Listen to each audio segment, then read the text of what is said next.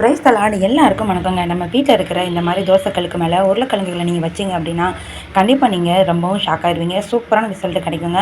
அது என்ன அப்படின்னு பார்க்குறதுக்கு வீடியோ ஃபுல்லாக பாருங்கள். இன்னும் அது கூடவே நிறைய டிப்ஸ் அண்ட் ட்ரிக்ஸ் உங்களுக்காக இந்த வீடியோ ஷேர் பண்ணியிருக்கேன்.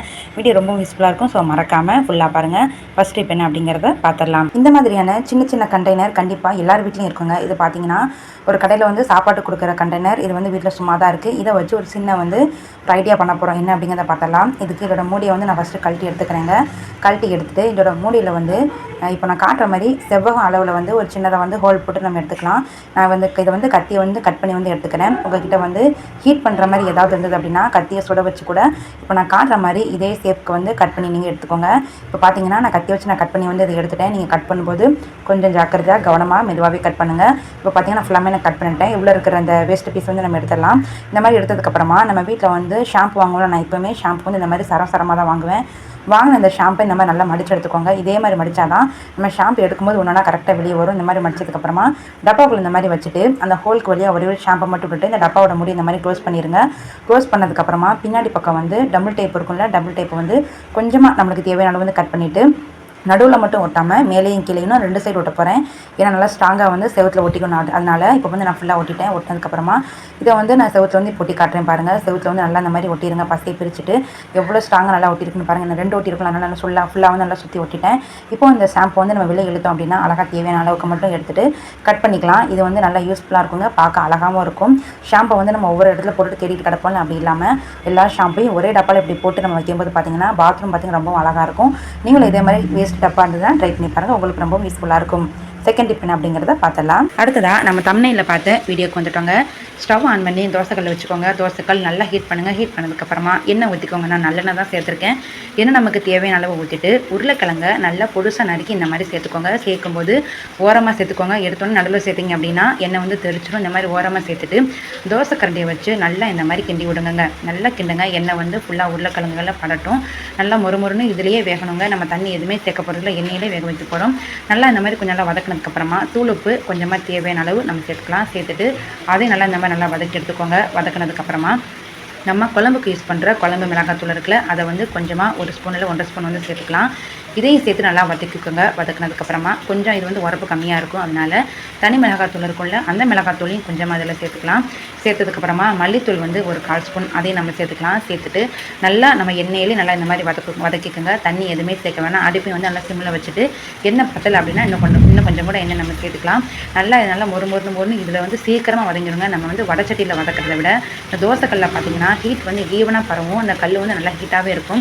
இப்படி நல்லா பரவும்போது பார்த்தீங்கன்னா உங்களுக்கே தெரியும் நான் சூப்பராக வெந்துருச்சு. இதை சாப்பிட்றதுக்கு மொறுன்னு சூப்பராக இருக்குங்க. உருளைக்கிழங்கு மாதிரியே இருக்காது சாப்பிட்றதுக்கு.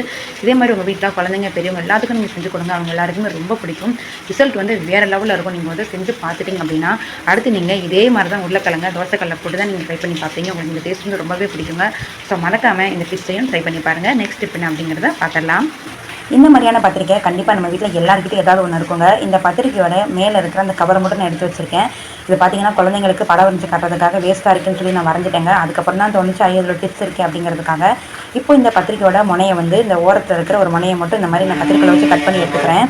அதே மாதிரி அந்த சைடு இருக்கிற முனையை வந்து நான் கட் பண்ணி எடுத்துக்கிறேங்க. ஒரு பத்திரிக்கையில் 2 ஷார்ட் வந்து நம்மளுக்கு கிடைக்கும். இதை நம்ம எதுக்கு யூஸ் பண்ண போகிறோம் அப்படின்னு பார்த்தீங்கன்னா நம்ம வீட்டில் நம்மளாக இருக்கட்டும், பெரியவங்களாக இருக்கட்டும், குழந்தைங்களாக இருக்கட்டும், கண்டிப்பாக வந்து புக்ஸ் படிப்போம்.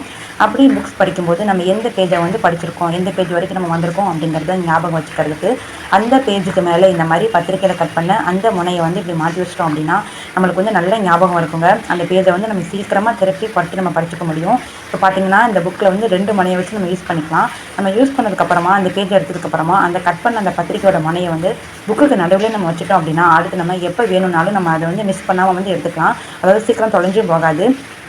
இதே மாதிரி வேஸ்ட்டாக தூக்கி போகிற நம்ம ஒவ்வொரு பத்திரிக்கையிலும் இந்த மாதிரி ஒரு முனையை மட்டும் கட் பண்ணி எடுத்து வச்சுக்கிட்டோம் அப்படின்னா கண்டிப்பாக நமக்கு புக் படிக்கும்போது ரொம்பவே யூஸ்ஃபுல்லாக இருக்கும். ஸோ மறக்காம இதை நீங்கள் ட்ரை பண்ணி பாருங்கள். அடுத்த டிப்ஸ் என்ன அப்படிங்கிறத பார்க்கலாம். அதுக்கு இந்த மாதிரி இப்போ பார்த்தீங்கன்னா வெயில் காலம் ஸ்டார்ட் ஆகிடுச்சு. நம்ம வெயில் காலம் வந்துச்சு அப்படின்றதுக்காக கொடை வந்து மடக்கி வச்சுருந்துருப்போம்.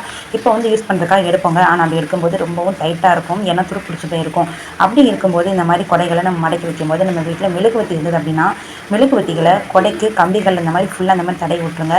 முக்கியமாக அந்த கொடைகளோட மடக்கிறதுக்கு வந்து கீழே வந்து போல்ட்டு போட்டிருப்பாங்க. அந்த சின்ன சின்ன எட்ஜஸ்லலாம் இந்த மாதிரி மிளகுவத்தி நல்லா இந்த மாதிரி தேய்ச்சி விட்டிங்க அப்படின்னா துரு பிடிக்காது. அதே மாதிரி கொடை வந்து ரொம்ப லூஸாகவும் இருக்கும், ரொம்ப டைட்டாகவும் இருக்காதுங்க. இந்த மாதிரி பண்ணி வச்சிட்டோம் அப்படின்னா நம்ம கொடை எப்போவுமே புதுசாக இருக்க மாதிரியே இருக்கும். ரொம்ப கஷ்டப்படலாம் வேண்டாம். ஒருவேளை உங்ககிட்ட மிளகுவத்தி இல்லை அப்படிங்கிற பட்சத்தில் ஒரே ஒரு பச்சை எடுத்துக்கோங்க. கண்டிப்பாக எல்லா வீட்லேயும் வாஸ்லின் இருக்கும்.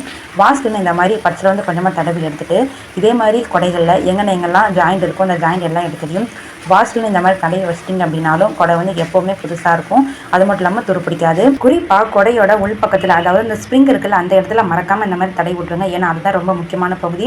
இந்த மாதிரி எல்லா பக்கமும் தடை விட்டு நீங்கள் எடுத்து வச்சிட்டிங்க அப்படின்னா உங்கள் கொடை எப்போவுமே புதுசாக இருக்கும். அடுத்தடுத்து நம்ம சும்மா கொடை வாங்குற வேண்டிய வேலை இருக்கவே இருக்காதுங்க. கண்டிப்பாக இந்த டிப்ஸ் நிறைய பேருக்கு யூஸ்ஃபுல்லாக இருக்கும். ஸோ மறக்காமல் நீங்கள் ட்ரை பண்ணி பாருங்கள். நெக்ஸ்ட் டிப் என்ன அப்படிங்கிறத பார்த்துடலாம். நம்மள எல்லாருமே சார்ஜர் யூஸ் பண்ணுவாங்க. இப்போ நம்ம எங்கேயாவது இடத்துக்கு போகிறோம் அப்படின்னா நம்ம சார்ஜரோட கேபிளை கண்டிப்பாக யாராவது யூஸ் பண்ணுவாங்க. கேபிளை வந்து மாற்றி கொடுத்துருவாங்க. அது மட்டும் இல்லாமல் நம்மளோட சார்ஜரோட மண்டையும் பார்த்திங்கன்னா எப்படியாவது மாற்றிடுவாங்க. அப்படி நம்ம சார்ஜரும் சரி, நம்ம சார்ஜரோட கேபிளும் சரி மாறி போகாமல் இருக்கிறதுக்கு ஒரே ஒரு நெயில் பாலிஷ் எடுத்துக்கோங்க. நெயில் பாலிஷ் வந்து சார்ஜருக்கு மேலே இந்த மாதிரி லைட்டாக வந்து ஒரு புள்ளி மாதிரி தடை விட்டுருங்க. அதே மாதிரி கேபிள்லையும் கீழே இதே மாதிரி ஒரு புள்ளி மாதிரி தடை விட்டுருங்க. இப்படி சார்ஜரோட 2 பக்கம் இந்த மாதிரி தடை விட்டிங்க அப்படின்னா வேறு யார் வந்து உங்கள் சார்ஜரையோ உங்கள் கேபிளையோ எடுத்தாலும் உங்களை வந்து ஈஸியாக நீங்கள் கண்டுபிடிச்சி எடுத்துடலாம். 100 சார்ஜர் கலந்தாலும் பரவாயில்ல, அதில் எது உங்களோட சார்ஜர் அப்படிங்கிறத உங்களால் ஈஸியாக வந்து கண்டுபிடிச்சி எடுத்துக்க முடியுங்க. அதே மாதிரி சார்ஜருக்கு நம்ம சார்ஜ் பின் பண்ணுவோம் பார்த்திங்கன்னா, அந்த பின்னுக்கு மேலே இந்த மாதிரி பண்ணி வச்சுக்கோங்க. ஏன்னா ஒரு சிலருக்கு வந்து முன்பக்கம் வந்து சார்ஜ் குத்துறதா பின்பக்கம் குத்துறதான்னு குழப்பமாக இருக்கும். நீங்கள் எந்த பக்கம் கரெக்டாக குத்துறன்னு நினைக்கிறீங்களோ அந்த பகுதிக்கு மேலே இந்த மாதிரி மார்க் பண்ணி வச்சிட்டிங்கன்னா நீங்கள் சார்ஜ் ஏற்றும்போது டக்குன்னு இந்த மாதிரி நீங்கள் ஈஸியாக வந்து சார்ஜருக்கு பின்னை வந்து குத்திங்களாட்டி போட்டு நம்ம போராடிட்டு கிடப்ப முன்னாடியா பின்னாடியான்னு அதுக்காகத்தான். அதே மாதிரி இன்னொரு சார்ஜர் இருக்குது. அந்த சார்ஜரையும் வந்து இந்த மாதிரி நான் புள்ளி வைக்காமல் பேரோட இனிஷியலை வந்து இந்த மாதிரி போட்டு வச்சுக்கிறேன். இது வந்து எங்கள் அம்மாவோட சார்ஜர். எங்கள் அம்மாவோட பேர் வந்து தனம். ஸோ அதனால் டி அப்படிங்கிறத போட்டு வந்து நான் இனிஷியல் வந்து போட்டு வச்சுக்கிறேன். அதே மாதிரி நீங்கள் எப்படிலாம் தோணுதோ உங்களுக்கு ஞாபகம் வர மாதிரி இந்த மாதிரி நீங்கள் ஞாபகம் வச்சுக்கிறதுக்கு மாதிரி ஏதாவது ஒரு அடையாளம் போட்டு வச்சிட்டிங்க அப்படின்னா ஒருவேளை இப்போ ட்ரெயின்லேயே போகிறோம், பஸ்ஸில் போகிறோம், நம்ம சார்ஜர் வந்து வேறு யாரும் எடுத்து யூஸ் பண்ணிட்டாங்களோ நம்ம சார்ஜர் மிஸ் ஆகிறதுக்கு நிறைய வாய்ப்பு இருக்குல்ல. ஸோ நம்ம ஈஸியாக வந்து இதை கண்டுபிடிச்சிக்கலாங்க. இது எப்போவுமே நம்மளுக்கு வந்து ரொம்ப யூஸ்ஃபுல்லாக இருக்கும். மறக்காம இதையும் ட்ரை பண்ணி பாருங்கள். அவ்வளோதான் ஃப்ரெண்ட்ஸ், இன்றைக்கி நீங்கள் பார்த்த இந்த வீடியோவில் கண்டிப்பாக ஏதாவது ஒன்றாவது உங்களுக்கு ரொம்ப யூஸ்ஃபுல்லாக இருந்திருக்குங்க. மறக்காமல் நீங்கள் ட்ரை பண்ணி பார்த்துட்டு எப்படி இருக்குது அப்படிங்கிறத கமெண்ட் பண்ணுங்கள். நெக்ஸ்ட் இதே மாதிரி வேறொரு சூப்பரான டிப்ஸ் அண்ட் ஐடியாவோட நான் உங்களுக்கு மீட் பண்ணுறேன். தேங்க்யூ ஃபார் வாட்சிங்.